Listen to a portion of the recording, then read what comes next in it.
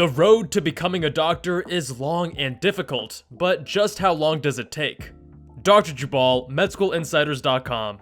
Becoming a doctor is a difficult process with multiple steps and variables.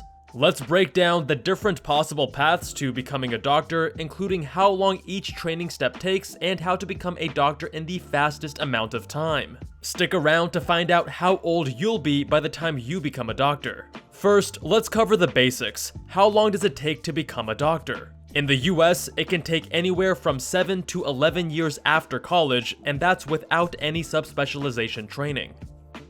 Medical school typically lasts 4 years. After medical school, you'll have 3 to 7 years of residency.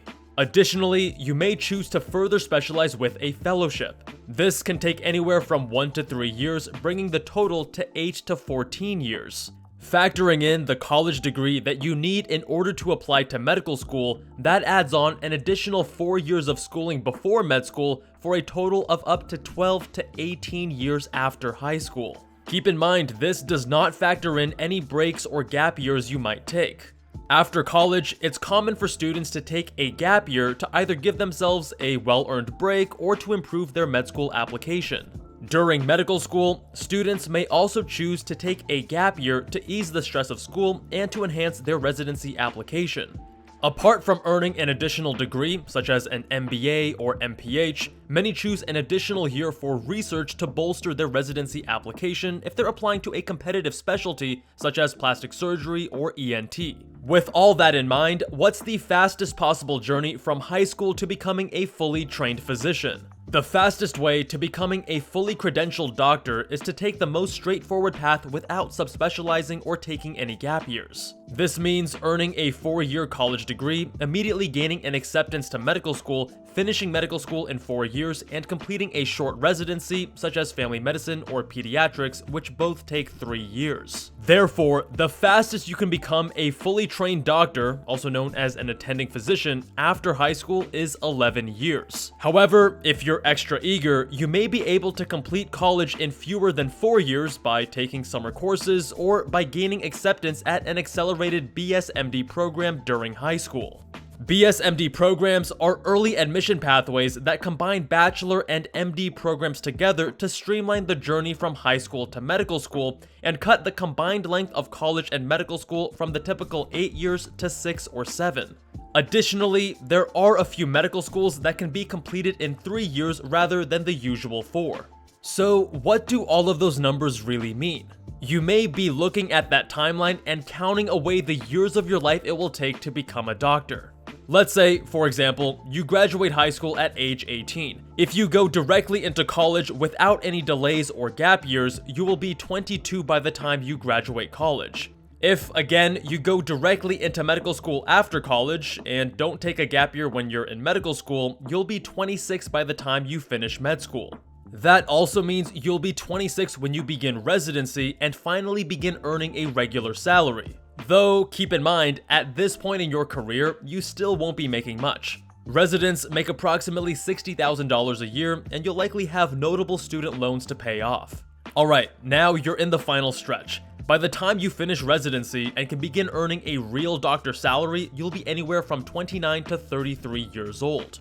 The difference depends on the specialty you choose to pursue. The length of training varies across specialties from 3 to 7 years and is often, but not always, reflected in the salary a doctor receives. For example, residency can be as short as 3 years for internal medicine, pediatrics, family medicine, emergency medicine. For these specialties, you would be 29 at the end of residency. Some of the 4-year residency programs include anesthesiology, dermatology, psychiatry, OB-GYN, neurology, pathology, and ophthalmology, which will make you approximately 30 years of age by the time residency is complete.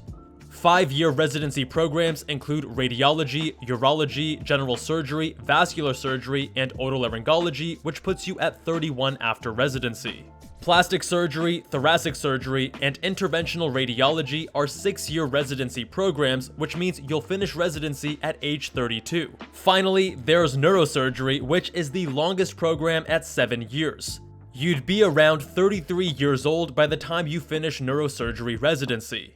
But that may not be all. In addition to these timeframes, remember that fellowships to further specialize can take anywhere from 1 to 3 years. This puts the age range for a subspecialized doctor at 30 to 36 years old. Lastly, let's consider what each of these training periods actually look like. College lasts 4 years, and these are broken down into freshman, sophomore, junior, and senior years. The first 2 years of college focus on building strong study habits, getting good grades, and completing your GEs. This is also when you'll need to begin gaining experience in medical-related activities and building strong relationships for letters of recommendation. The third year of college, junior year, is when you'll start focusing on your major coursework, also known as your upper division studies. Students hoping to attend medical school immediately after college also need to apply at the end of junior year. Applications generally open in late May or early June, and it's imperative that you submit your primary application as soon as possible to have a fighting chance at acceptance. For example, to go to medical school in September 2026, submit your application as soon as they open in the spring of 2025. If you're planning to apply to medical school within the next few years, check out our industry-leading admissions and tutoring services, comprehensive courses, and free resources at medschoolinsiders.com. After spending the summer completing secondary applications, the fourth year of college, senior year, is when you will conduct your interviews, likely during the fall and winter. Medical schools begin sending acceptance letters in October, and you could be contacted anytime after that. Next is medical school. Med school for both MD and DO degrees in the US typically lasts 4 years, and each training year is distinct. The first 2 years are preclinical, which means you primarily learn in the classroom and have limited clinical exposure. The final 2 years you'll spend primarily in the hospital on your clinical rotations, learning firsthand from resident doctors and attending physicians. MS3 and MS4, your clinical years, are vastly different from your first 2 preclinical years, as now the evaluations from the attending physicians you're working under hold a massive weight in your overall grade. During your third year, you'll complete various core rotations like family medicine, neurology, internal medicine, psychiatry, and more. The final year of medical school is when you'll be able to take elective rotations, sub-internships, and away rotations. MS4 is also when you'll apply to residency and hopefully match into your chosen residency program. You'll find out if and where you matched during match week, the third week of March of your final year of med school. Lastly, during your 3 to 7 years of residency, you'll be practicing medicine under the supervision of attending physicians. You are no longer a medical student, you're a doctor in training being paid to work a job. Before you're fully licensed, board certified, and can practice on your own without supervision, you need to hone your skills as a resident doctor. Following residency, you can choose to further subspecialize with a fellowship to become an expert in a particular subspecialty of medicine.